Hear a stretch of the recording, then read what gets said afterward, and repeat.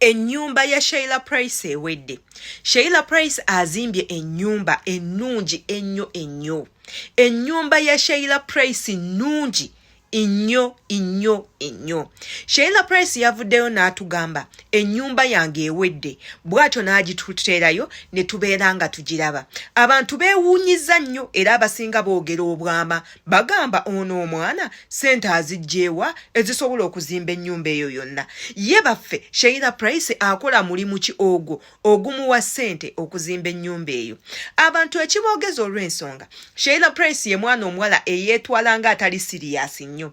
Yes, abeera mu bulamu obwa bulijjo, avuga emmotoka ye, asula mu apartment, omwana asomera mu masomero malungi. Era nga nakyo kyogeza Abannayuganda obwama.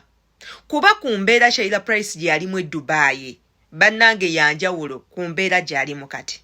Bameka abasanyukiddeko Sheila Price olw'ennyumba yenze omu ku abo akagalo kali waggulu. Yenze Sheila Adita, bw'oba obadde tonnaba subscribinga ku YouTube channel yange, subscribinga kwata kade, nga buli video yonna gye nteekayiko ekutuukako bulungi nnyo, commentinga wansi tumanye endowooza yo ku butambi bwe buti. Leero tuzze kwogera ku nnyumba ya Sheila Price, ngenda gibateerayo ebifaananyi mugirabe. Erabika etya, munda egenda faanana etya, ezimbiddwa ssente mmeka, ssente Sheila Price azigyeewa, n'ebintuntu ebisigaddewo ebityo nga muwaagala okubiraba. Mujje tugendeko mu nnyumba ya Sheila Price ate era tubeere nga tukomawo.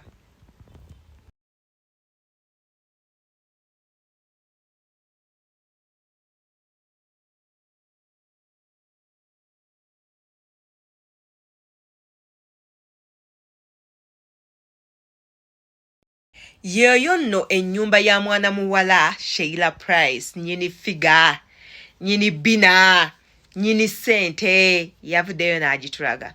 Nze nga Adita ndi musanyufu nnyo okulaba nti abaana abawala ennaku zino beenyigira mu kukola ssente, era ndi musanyufu nnyo okulaba nti abaana abawala ennaku zino tebazannya, bakolera ddala ebintu eby'amakulu ebiremya abasajja.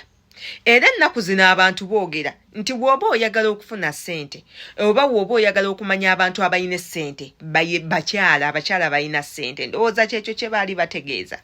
Sheila Price atulaze ennyumba ya bbeeyi. Waba olaba ennyumba ya Sheila Price eringa mu miliyoni 9. Ezo ssente zibeera nnyingi nnyo. Kati mwe ababadde beebuuza bannange ssente azijja, waffe tetwagala kumanya ssente zazijja as long as ayina ebintu bye yeekoledde nga y'omwana omuwala, ebitulaze nti ebbanga lino lyonna abadde tazannya, abadde akola nga yeetegekera. Omanyi tewali kisinga bulungi mu nsi nga kwetegekera. Abasinga bafuna ssente ne bazijaajamya ne zibagwako nga talina n'ekintu n'ekimu kye yeekoledde. Naye omwana omuwala ava n'agamba sigenda kugula bintu bya bbeeyi, sigenda kubeera mu kwonoona ssente, sigenda kukola ABCD, wabula ssente zineeno kanzikole nga nina ebintu bye mplaninga oba ebintu bye neekolera. Ekyo kibeera kirungi, muba muyina omukubirako mu bulagalu. Era Sheila Price nkutumiddeko nnyo darling, webale kubeera mukyala mukozi, nsuubira n'abawala abasigadde eyo bayina kulabira ku ggwe. Wano tubadde tulaba obulamu bw'omugenzi Diana Skies bw'abaddemu badde bulamu bwa bbeeyi na biki ebigenda mu maaso, avuga emmotoka za bbeeyi, avuga Range Rover, asiiba ku nnyonyi all the time n'ebintu ebirala. Kyanneewuunyisiza nti okkeera ku makya nti omwana oyo agenza okufa ng'azimba kalina eyakula neewola. Yes, ekyo nakyo that's a very big achievement ku mwana omuwala ate ku mwana omuto. Wabula ng'ate era ye Sheila Price tumanyi olugendo liwe nti bambi mwana muwala yakera ku makya n'agenda e Bulaaya. Ffenna tubadde tumulaba nti akoze obwakadama ebbanga, atuuyanye n'ensi. So kati we tulaba ebintu ng'ebyo weebitwe, ayina ennyumba, ayina emmotoka, saagala kibamalemu nnyo maanyi ate mutandike kwogerera mwana bigambo. Mubanga abatamwagaliza olw'ensonga she has been doing everything in camera. Mumulabye e Dubai, mumulabye, ffe tetwagala kumanya abadde akola mirimu ki e Dubai. As long as abaddeyo e Dubai tubadde tukimanyi nti yagenda kuba kyeyo. Byonna ebyatuukayo e Dubai tetwagala kumanya. Bamusondera busondezi ssente okudda e Uganda n'ebyo tetwagala kumanya. Right now tutunuulira ku kyekiriwo. Ebiseera ebisinga tugendere nnyo ku positivity, tuve ku negativity z'abantu nti negative side gy'otunuulira. Maama olitunuulira negative side mpaka ddi? Tunulako ku muntu byakola osiimeko ebirungi.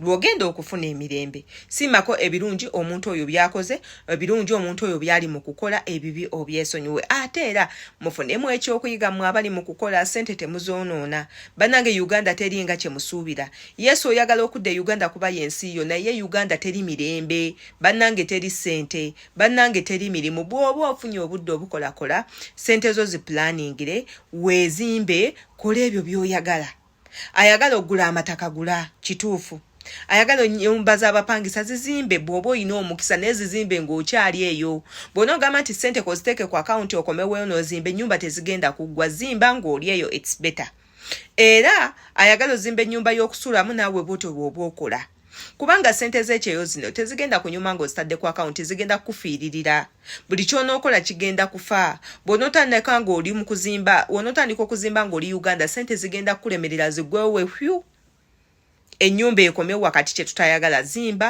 ng'oli eyo kola ng'olina ekigendererwa yenze Sheila Adita embaagala nnyo.